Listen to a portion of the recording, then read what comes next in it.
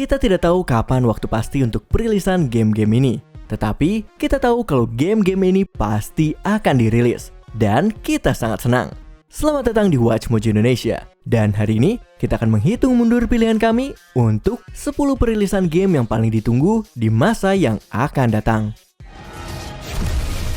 Time to learn some new tricks. Untuk daftar ini, kita akan melihat pada video game yang paling dinantikan tetapi masih belum memiliki tanggal rilis resmi. Dan sebagai catatan, kami hanya akan memasukkan game yang tanggal rilisnya masih tanda tanya besar. Well, I have no idea what you mean. Our food is healthy. Nomor 10, Star Citizen.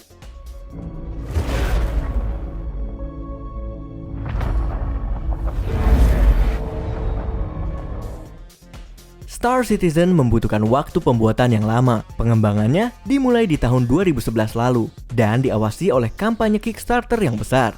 Bisa dibilang kalau hype untuk game yang satu ini sangatlah besar. Hal itu sebagian besar karena keterlibatan Chris Roberts, lead designer dari seri Wing Commander.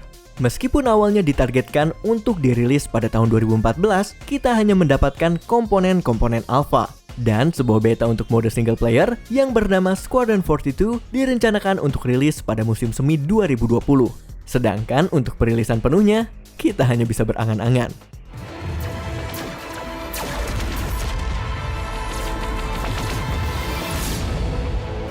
Nomor 9, Senua Saga Hellblade 2.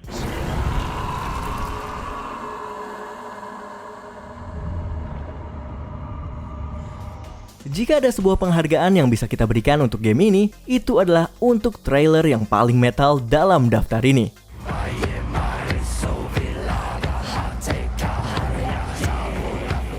Hellblade: Senua's Sacrifice mendapatkan banyak pujian di tahun 2017. Sulit sekali untuk mempercayai kalau itu adalah game indie. Dengan desain dunianya yang luar biasa, penggambaran yang akurat dari kegilaan, dan yang paling penting dari semuanya adalah penampilan dari aktris utama pemenang penghargaan, Melina Juergens. Sekarang, dengan kucuran dana dari Microsoft, Hellblade 2 siap untuk muncul di Xbox Series X. Dan hal itu membuat game pertamanya seperti sebuah prolog saja. Senua terlihat mengerikan, tetapi kita sudah tidak sabar untuk menjajaki dunia yang baru ini. Nomor 8, Baldur's Gate 3.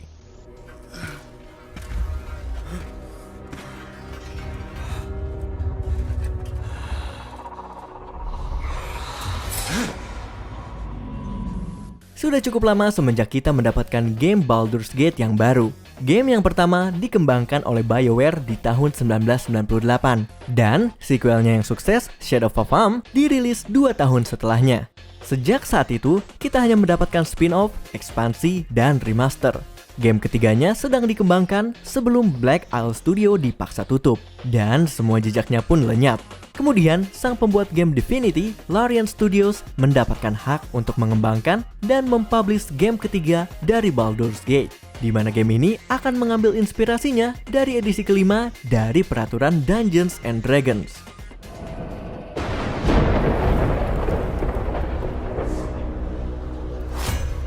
Nomor 7, Bayonetta 3.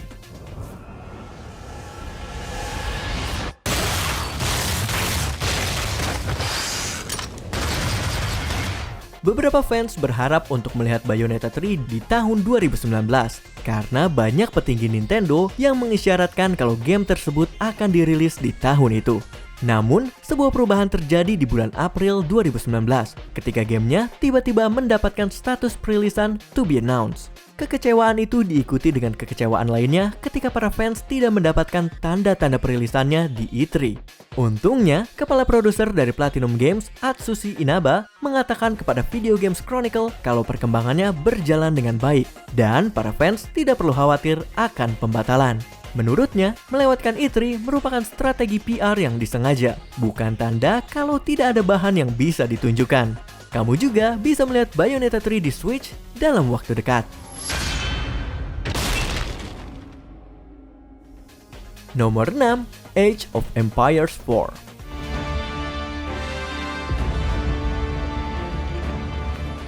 Seri Age of Empires merupakan seri yang kuat sejak tahun 1997 ketika Microsoft mempublish game milik Ensemble Studios ini untuk Windows. Keduanya kemudian terus merilis 3 game Age of Empires utama, tetapi Ensemble pun mati di tahun 2019, diikuti dengan perilisan Halo Wars. Meski begitu, developer dari game Warhammer 40,000 dan Company of Heroes, Relic Entertainment, sedang menempa entry keempat dari seri Age of Empires. Phil Spencer mengatakan kalau mereka memiliki progres yang baik, dan juga mengatakan kalau mereka sangat terkesan dengan kemampuan Relic.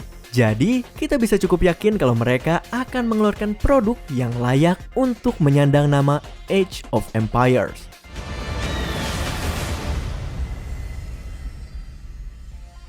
Nomor 5, Babylon's Fall.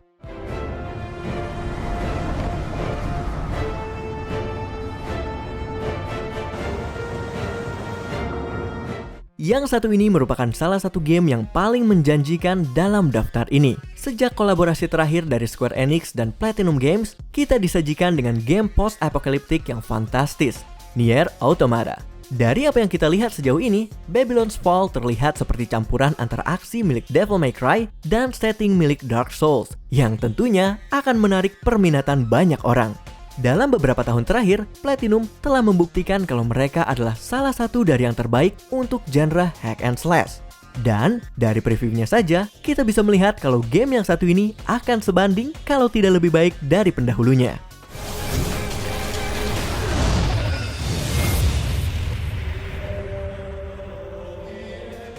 Nomor 4, Metroid Prime 4.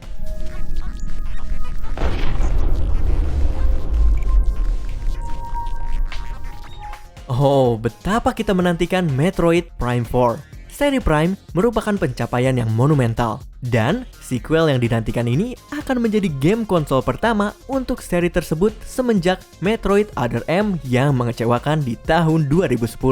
Prime 4 diumumkan pada tahun 2017 lalu dan telah dikembangkan oleh Bandai Namco Studio cabang Singapura. Namun, ada rumor yang mengatakan kalau Nintendo tidak terkesan dengan pekerjaannya dan seluruh pengembangannya dibuang di tahun 2019, menyerahkannya ke developer original Prime, Retro Studios, untuk mengembangkannya lagi dari awal. Shinya Takahashi dari Nintendo mengakui kalau game ini membutuhkan pengembangan ekstensif. Jadi, kamu tidak bisa berharap untuk melihat Samus dalam waktu dekat. Tetapi setidaknya, kita tahu kalau mereka peduli dengan kualitas. Nintendo とレトロスタジオを代表して本件につきましてどうかご理解いただけますよう心からお願い申し上げます。ありがとうございました。 Nomor 3, Elden Ring. The Elden Ring. Oh, Elden Ring. Sebuah game baru dari From Software layak untuk dirayakan, bukan? FromSoft sedang berada di atas awan karena mereka merilis game yang sangat diakui, Sekiro, dan mengumumkan sebuah game baru bernama Elden Ring di tahun yang sama. Elden Ring adalah sebuah kolaborasi antara FromSoft dan George R.R. Martin karena sang direktur Hidetaka Miyazaki menuliskan sebuah plot original dalam kisah milik Martin dan pembangunan dunia yang luas. Seperti Dark Souls, Elden Ring menjanjikan sebuah game dark fantasy RPG. Meski begitu, game ini akan mengambil setting di dalam dunia open world yang dipenuhi dengan dungeon dan ruins yang bisa dieksplor secara penuh. Kita belum tahu banyak tentang game ini, tetapi ayolah, From Software dan George R.R. Martin, siapa yang akan menolaknya? Dan kamu juga bisa mengharapkannya untuk muncul di PC, PS4, juga Xbox One.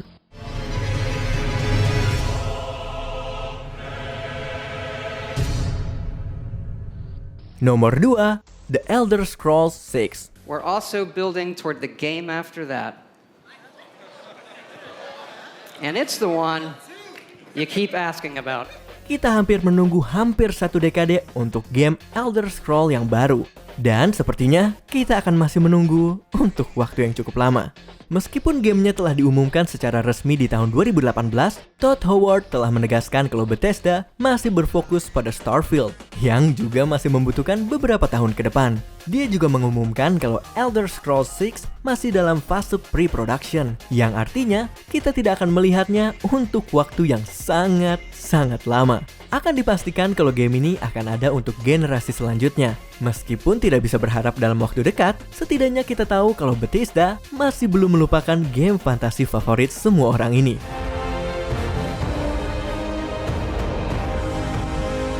Sebelum kita menyebutkan pilihan teratas kami, ini dia beberapa honorable mentions.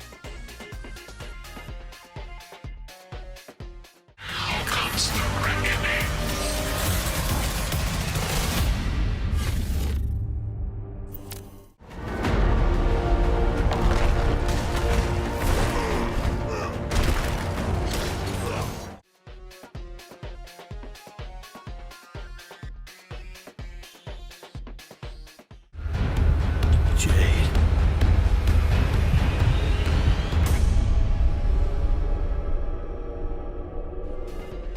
Sebelum kita melanjutkan, jangan lupa untuk subscribe dan tekan tombol bel untuk mendapatkan notifikasi tentang video terbaru kami. Kamu punya pilihan untuk menerima notifikasi di sebagian video atau pada semua video kami. Kalau kamu menggunakan handphone, pastikan kamu ke bagian pengaturan dan nyalakan notifikasi. Nomor 1, The Legend of Zelda Breath of the Wild sequel.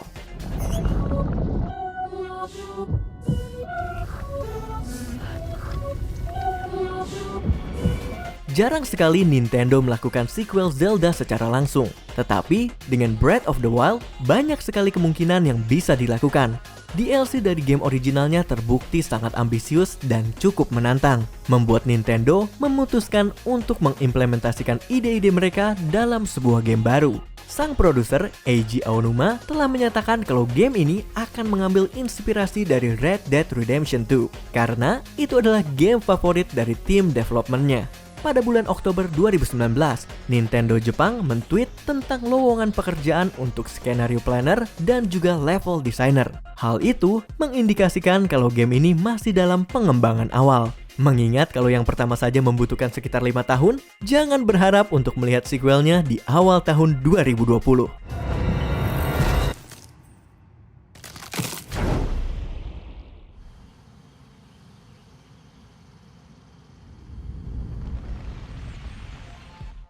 Apakah kamu setuju dengan pilihan kami? Cek juga video keren lainnya dari Watch Mojo Indonesia dan jangan lupa subscribe untuk mendapatkan notifikasi tentang video terbaru kami.